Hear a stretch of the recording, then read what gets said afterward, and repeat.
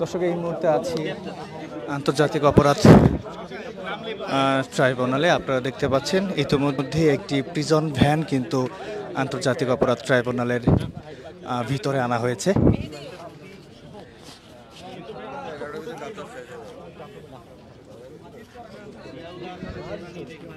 আজকে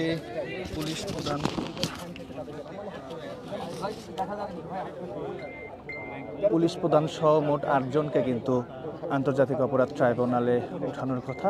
এটিকে ঘিরে কিন্তু আমরা দেখতে পাচ্ছি একটি প্রিজন ভ্যান কিন্তু আন্তর্জাতিক অপরাধ ট্রাইব্যুনালের এখানে আনা হয়েছে।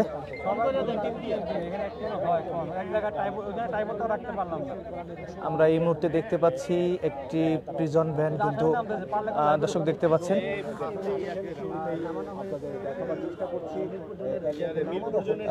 মিরপুর জোনের ডিসিকে কিন্তু আন্তর্জাতিক অপরাধ ট্রাইব্যুনালের ভিতরে কিন্তু নেওয়া হচ্ছে। আমরা এই লাইভের মাধ্যমে আপনাদেরকে দেখানোর চেষ্টা করছি। একে একে করে কিন্তু সবাইকে কিন্তু আন্তর্জাতিক অপরাধ ট্রাইব্যুনালের ভিতরে ঢোকানো হচ্ছে। আসলে মুখে মাস্ক পরা সম্ভবত কাফি হবে।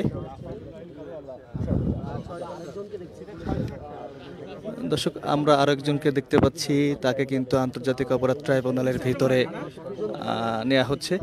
2 জন পুলিশের সদস্য কিন্তু তাকে নিয়ে যাচ্ছেন।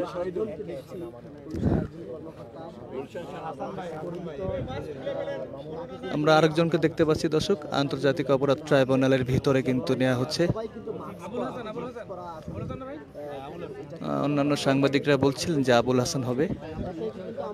আমরা আরেকজনকে দেখতে পাচ্ছি দর্শক, তাকে আন্তর্জাতিক অপরাধ ট্রাইব্যুনালের ভিতরে কিন্তু নেওয়া হচ্ছে।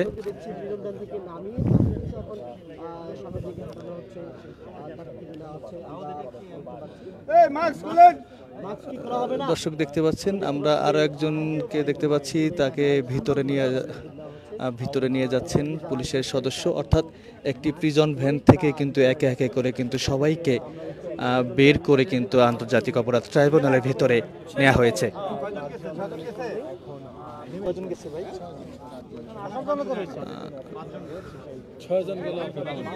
ছয়জন। দর্শক যেটি জানা গেছে যে এই প্রিজন ভ্যান থেকে কিন্তু 6 জনকে আন্তর্জাতিক অপরাধ ট্রাইব্যুনালের ভিতরে নেওয়া হয়েছে। জুলাই গণ অভ্যুত্থানকে অর্থাৎ গণহত্যার অভিযোগে কিন্তু এই সাবেক পুলিশ প্রধান সহ কিন্তু মোট 8 জনকে কিন্তু আন্তর্জাতিক অপরাধ ট্রাইব্যুনালে আনা হয়েছে। ইতিমধ্যে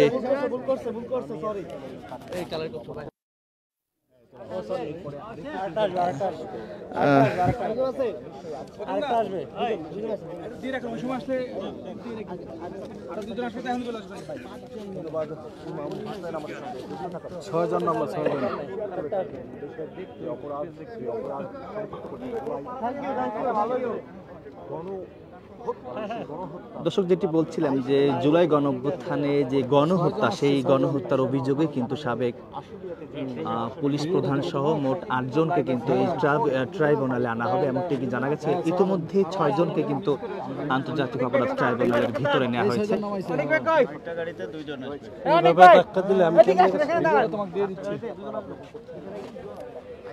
ভাই ভাই ভাই এখানে দাও, এখানে দাও।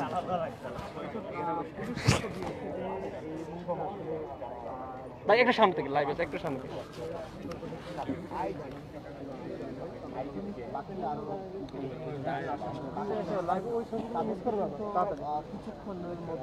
দর্শক আজকে ঠিক 9টা বাজে আন্তর্জাতিক অপরাধ ট্রাইব্যুনালে আনার কথা ছিল পুলিশ প্রধান সহ 8 জনকে, কিন্তু এখন যেটি দেখতে পাচ্ছি আমরা ইতিমধ্যে 6 জনকে কিন্তু আন্তর্জাতিক অপরাধ ট্রাইব্যুনালের ভিতরে নেওয়া হয়েছে। আরও 2 জন বাকি রয়েছে। আসলে যাদেরকে ভিতরে নেওয়া হয়েছে সবার মুখে মাস্ক পরা ছিল।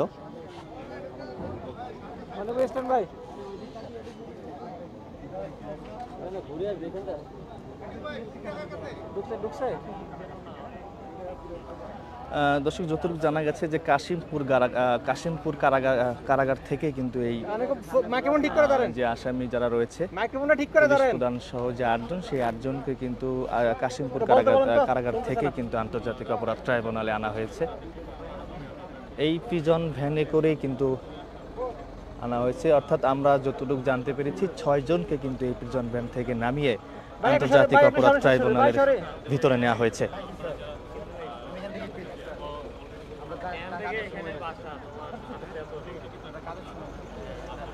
দর্শক, এর আগে কিন্তু আওয়ামী লীগের হেভিওয়েট 13 জনকে কিন্তু এই আন্তর্জাতিক অপরাধ ট্রাইব্যুনালে আনা হয়েছে এবং তাদেরকে গ্রেপ্তার দেখানো হয়েছে এবং প্রধান আসামি কিন্তু সাবেক প্রধানমন্ত্রী শেখ হাসিনাকে কিন্তু করা হয়েছে। এবং তখন কিন্তু এখানে পুলিশের দিক থেকে যদি আপনাদেরকে জানায় যে কঠোর নিরাপত্তা ছিল, পুলিশের উপস্থিতি অনেক ছিল এবং আজকেও কিন্তু আমরা দেখতে পাচ্ছি পুলিশের উপস্থিতি অনেক। এবং আজকে পুলিশের সাবেক প্রধান সহ মোট 8 জনকে কিন্তু আন্তর্জাতিক অপরাধ ট্রাইব্যুনালে আনা হবে এবং গণহত্যার অভিযোগেই কিন্তু তাদেরকে এই ট্রাইব্যুনালে আনা হয়েছে।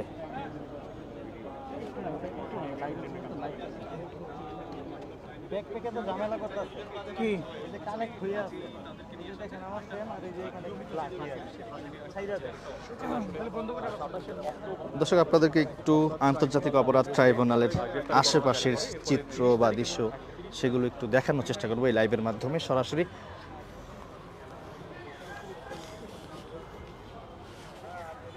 আপনারা দেখতে পাচ্ছেন যে প্রিজন ভ্যানে করে যে 6 জনকে আনা হয়েছে, যতটুকু জানা গেছে যে 6 জনকে আন্তর্জাতিক অপরাধ ট্রাইব্যুনালে এই প্রিজন ভ্যানে করে কিন্তু আনা হয়েছে এবং তাদেরকে ইতিমধ্যে আন্তর্জাতিক অপরাধ ট্রাইব্যুনালের ভিতরে নেওয়া হয়েছে।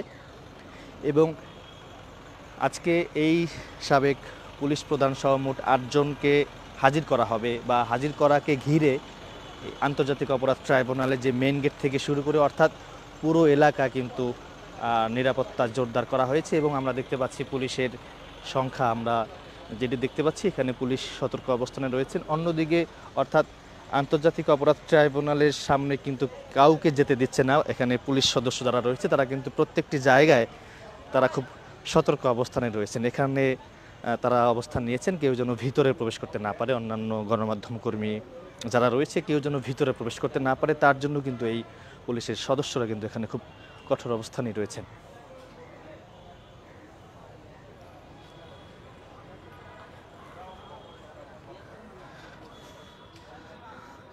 দর্শক, সর্বশেষ যে আপডেট, ইতিমধ্যে 6 জনকে আন্তর্জাতিক অপরাধ ট্রাইব্যুনালের ভিতরে নেওয়া হয়েছে, আরও 2 জন বাকি আছে।